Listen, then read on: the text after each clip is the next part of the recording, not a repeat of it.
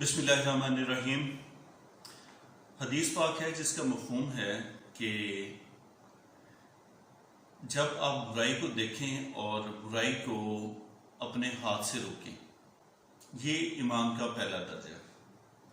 اور اگر آپ ہاتھ سے نہیں روک سکتے تو اس کو زبان سے برا کہیں، زبان سے روکیں، یہ دوسرا درجہ ہے۔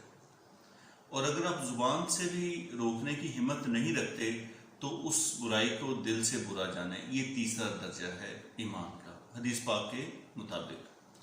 جی نوی صاحب۔ دیکھیے 14 اگست کی شام کو مینار پاکستان پہ جو واقعہ ہوا، بہت ہی افسوسناک۔ جی وہ میرا جو دماغ ہے وہ معاف ہو چکا ہوا ہے کہ ہمارا معاشرہ کہاں پہ پہنچ چکا ہے، کتنا گر چکا ہوا ہے۔ اسی حدیث کے حوالے سے اگر اور میں جو اپنے حدیث مبارکہ کوٹ کی ہے تو میں تو یہ سوچ میں مبتلا ہوں کہ وہاں پہ موجود جو لوگ ہیں کیا وہ پہلے درجے پہ نہیں تھے کہ وہ ہاتھ سے روکتے اس برائی کو؟ چلے اگر نہیں تھے، کچھ تو ہوں گے جو اس کو زبان سے روک سکیں۔ مجھے تو نہیں نظر آ رہا کہ وہاں پہ اس جگہ پہ اس وقت کوئی دوسرے درجے کا مسلمان ہوتا کہ ان کو زبان سے روکتا۔ بہت ہی افسوسناک۔ کیا دل سے ان کو روکنے والے، دل سے برا خیال کرنے والے کوئی تھے؟ مجھے تو وہ بھی نظر نہیں آئے۔ کوئی ایسے ہوتے تو وہ سیکورٹی جو آفیسرز ہیں، سیکورٹی ادارے، ان کو کال کر کے وقت میں بلانا لیتے۔ وہ 2.5-3 گھنٹے تک وہ جو ہے وہ تماشا جو ہے وہ شام 6 بجے سے 6 سے 9 بجے تک کوئی دل سے برا خیال کرنے والے بھی نہیں تو لوگ کیا؟ انتہائی افسوس کی بات ہے۔ اس حدیث کے نظر سے میں دیکھوں تو مجھے نہیں لگتا کہ وہاں پہ کوئی مسلمان تھا کہ وہ تیسرے درجے کے مسلمان ہو، وہ بھی نہیں ہے۔ میں تو نہیں سمجھتا کہ وہاں پہ کوئی انسان بھی ہو، وہ سارا درجے پہ بھی وہ نہیں تھے کوئی۔ اگر آپ کہیں کہ وہ جی آدمی تھے، نہیں، وہ آدمیوں کا بھی کوئی ہجوم نہیں تھا۔ وہ تو حیوانیت کے درجے کے نیچے کی بات کریں، وہ تو سب حیوان تھے۔ اور یہ سوچ کے دکھ اور افسوس ہوتا ہے کہ ہمارے معاشرے میں اتنے زیادہ حیوان اور درندے کہاں سے آ گئے ہیں۔ مجھے ایک بات یاد آ رہی ہے، سعادت حسین منٹو جی اس نے ایک بات لکھی تھی کہ کچھ معاشرے تنزلی کا شکار ہوتے ہوئے اس مقام تک پہنچ جاتے ہیں کہ وہاں کے جو مرد ہوتے ہیں وہ گھر کی چار دیواری کے اندر ہی ہوتے ہیں، گھر کی چار دیوار سے نکلتے ہی وہ کتے بن جاتے ہیں۔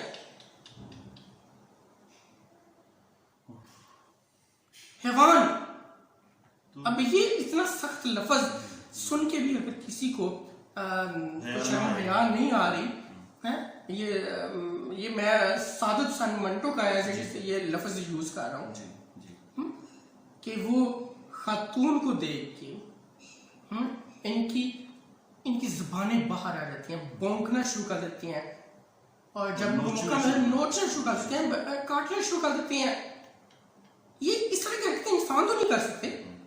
اس میں نوی صاحب معذرت کے ساتھ یہ دیکھیں پے در پے واقعات ہوتے چلے جا رہے ہیں۔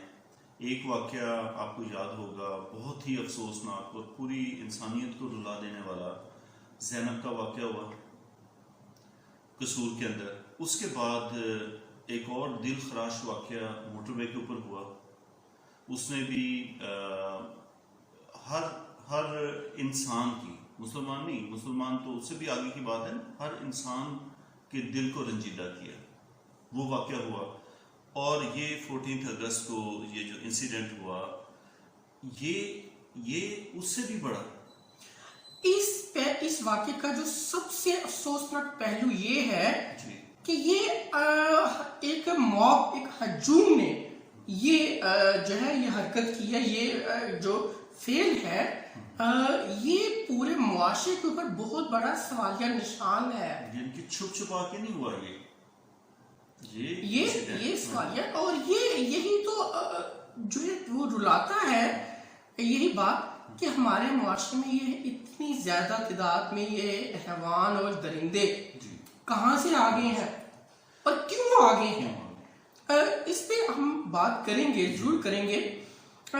جو اس کا دیکھیں اس کے جو دوسرے پہلو، ابھی کچھ دیر پہلے آپ بات کر رہے تھے کہ اس طرح کے واقعات کے اثرات کیا ہوتے ہیں، تو اس پہ زندگی کا کون سا شعبہ ہے جہاں پہ اس طرح کے واقعات اثر نہیں کریں گے، اثر انداز نہیں ہوں گے. کیا جو ہے وہ اب عام جو ہے لوگ ہیں وہ اپنی فیملیز کے ساتھ کیا کسی پکنک پوائنٹ پہ جانے سوچیں گے؟ کبھی بھی نہیں سوچیں گے. دیکھیں اس سے صاحب آپ کی بات کے لوگوں کے ذہن کے اوپر ایک خوف وہ طاری ہو گیا، اور جس کو آپ کوانٹیفائی نہیں کر سکتے، کوانٹیفائی نہیں ہو سکتا. اس کو پیسوں میں نہیں ہم کہہ سکتے اتنے ارب کا نقصان ہو گیا، اتنے ارب کا نقصان ہو گیا. یہ تو ایسا نقصان ہے جو کہ آگے نسلوں تک شفٹ ہونا ہے. پھر اس کے بعد معاشی طور پہ کتنا نقصان ہے. ظاہر ہے کہ آؤٹنگ کے لیے فیملیز جاتی ہیں، وہ جا کے وہاں پہ اسپینڈ کرتی ہیں، وزٹرز آتے ہیں وہ اسپینڈ کرتے ہیں. جب ایسا ماحول ہوگا تو کون وزٹر آئے گا، کون سیاح جو ہے نا وہ ادھر کا آپ کی معاشی سرگرمیوں پہ فرق پڑ رہا ہے. بالکل. اور اسی میں اس موب کے اندر رہنے والے کئی لوگ اس معاشرت سے منسلک ہیں، ان کے اوپر اثر ہو رہا ہے. جی بالکل. دیکھیں ہم ایک الگ ویڈیو میں ہم اس طرح کے واقعات کا معاشرے پہ کیا اثر پڑتا ہے اس پہ بات کریں گے. یہ تو بہت یہ کافی تفصیلی اس پہ بات ہو سکتی ہے، وہ ہم کریں گے ابھی. اور اس کی کیا وجوہات ہیں کہ ہمارے معاشرے میں حیوانگی بڑھ کیوں چکی ہے، اتنے زیادہ حیوان اور درندے کہاں سے آئے، کیوں آئے، اس پہ بھی بات کریں گے. میرا خیال کہ ہم اس ویڈیو کو کنکلوڈ کرتے ہیں. صرف ایک وجہ میں ابھی بیان کرنا چاہوں گا کہ کیا وجہ ہے کہ یہ اس طرح کے مواب نے اس طرح کی حرکت کی. اس کی ایک وجہ جو میری سمجھ میں آ رہی ہے، کیا اس مواب میں موجود کسی فرد نے یہ حدیث سنی ہوتی تو وہ جو ہے خیر کا قدم آگے نہ بڑھاتا، تو کسی نے بھی وہ حدیث نہیں سنی ہوئی. ہمیں اس معاشرے میں جو ہم پہ فرض ہے کہ اس طرح کے واقعات نہ ہو، قرآن و سنت کی تعلیمات دینی ہے، اسی کی کمی ہے. یہی وجہ ہے کہ اس طرح کے واقعات ہوتے ہیں. بالکل روی صاحب، بالکل 100% ایگری. اور روی صاحب اس واقعے کے اندر تھوڑا سا اگر ڈیٹیل کے اندر دیکھیں تو ہمیں ایک امید کی کرن نظر آتی ہے. اس موب کے اندر جو لوگ جو ہے نا وہ اسے چیز کر رہے تھے اس خاتون کو، تو وہاں پر ایک سیکیورٹی گارڈ جس وقت اس موب خاتون کے پیچھے رہا اور اس کے پیچھے بھاگتے رہے، اور وہ جنگلہ جہاں پر لگا ہوا تھا تو اس نے پھر لاک کھول کے تو اس کو جو ہے نا انسائڈ کیا تاکہ اس موب سے اس کو بچا سکیں. تو شاید کہ ایک جو کرن ہے وہ باقی ہے، تو اس کو ہمارا سیلوٹ ہے. بالکل اس سیکیورٹی گارڈ کا بڑی قدر ہے میرے دل میں کہ اس نے اپنی حد تک اپنا فرض نبھانے کی کوشش کی اور نبھایا، اجر دے.